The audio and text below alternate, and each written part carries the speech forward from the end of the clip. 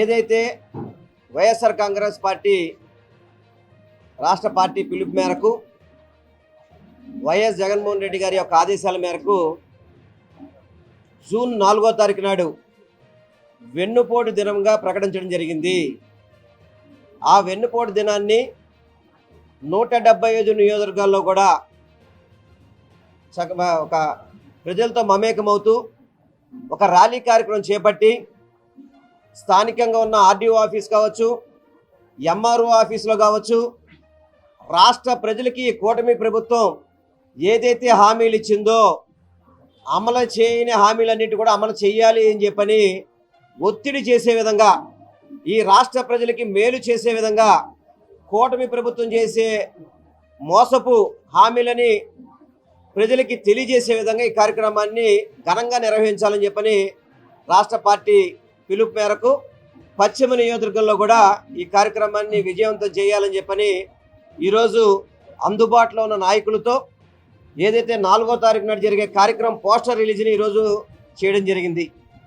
దీని ముఖ్య ఉద్దేశం ఒకటే, రేపు జూన్ 4వ తారీఖు నాడు ఈ కూటమి ప్రభుత్వం ఏర్పడి సంవత్సరం పూర్తవుతుంది.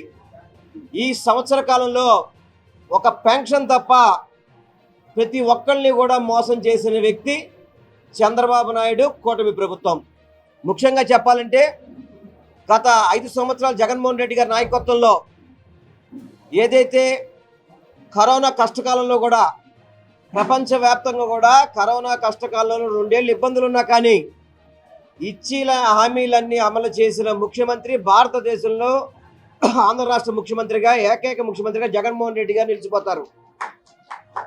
ఎందుకంటే ఈ సంవత్సర కాలంలో అమ్మఒడి ఇవ్వాలి, అమ్మఒడి ఇవ్వలేదు. రైతు భరోసా ఇవ్వాలి, రైతు భరోసా ఇవ్వలేదు. చేయూత ఇవ్వాలి, చేయూత ఇవ్వలేదు. ఫీజు రింబర్స్మెంట్ ఇవ్వాలి, ఫీజు రింబర్స్మెంట్ ఇచ్చిన పరిస్థితి లేదు. ఆరోగ్యశ్రీని క్లోజ్ చేశారు. పిల్లలకి కనీసం సరైన భోజనం పెట్టే పరిస్థితి లేదు. ప్రతి ఒక్క పథకాన్ని ఆపేసి మేమేదో బాగా చేసేస్తున్నామని చెప్పని వాళ్ళకున్న మీడియా ద్వారా చెప్పుకోవడం తప్ప 1,50,000 కోట్లు అప్పు చేసి ఈ సంవత్సరానికి ఏ ఒక్క పథకం కూడా ఇవ్వకుండా 1,50,000 కోట్లు అప్పు చేసిన గన్నుడు చంద్రబాబు నాయుడు అని చెప్పని మీ అందరికీ కూడా తెలియపరచుకుంటున్నాం.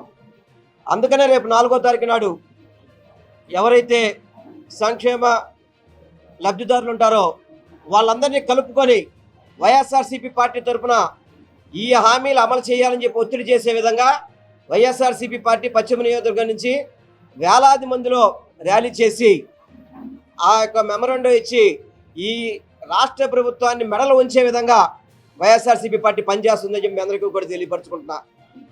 ఎందుకంటే చెప్పడానికి మాత్రం నీకు 15,000 అని, నీకు 18,000 అని చెప్పని, మీకు 20,000 అని చెప్పని ఎన్నికల ముందు తప్పుడు వాగ్దానాలతో ఎన్నో వాగ్దానాలు, జగన్మోహన్ రెడ్డి గారు 1 ఇస్తే నేను 2 ఇస్తాను, జగన్మోహన్ రెడ్డి గారు 2 ఇస్తే నేను 3 ఇస్తానని చెప్పని ప్రజల్ని నమ్మపలికి ఈ ప్రజల్ని మోసం చేసిన కూటమి ప్రభుత్వానికి పతనం ప్రారంభమైందని చెప్పని మీ అందరూ కూడా తెలియపరచుకుంటున్నాను.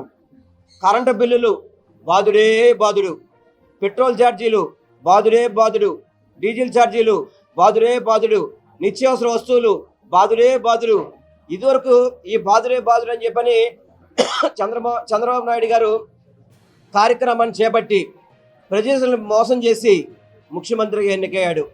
చంద్రబాబు నాయుడు ముఖ్యమంత్రి అయ్యాడు, అదేవిధంగా పవన్ కళ్యాణ్ గారు డిప్యూటీ సీఎం అయ్యారు, లోకేష్ గారు మంత్రి అయ్యారు. కానీ ఈ రాష్ట్రంలో ప్రజలు మాత్రం ఈరోజు చాలా ఇబ్బంది పడే పరిస్థితి.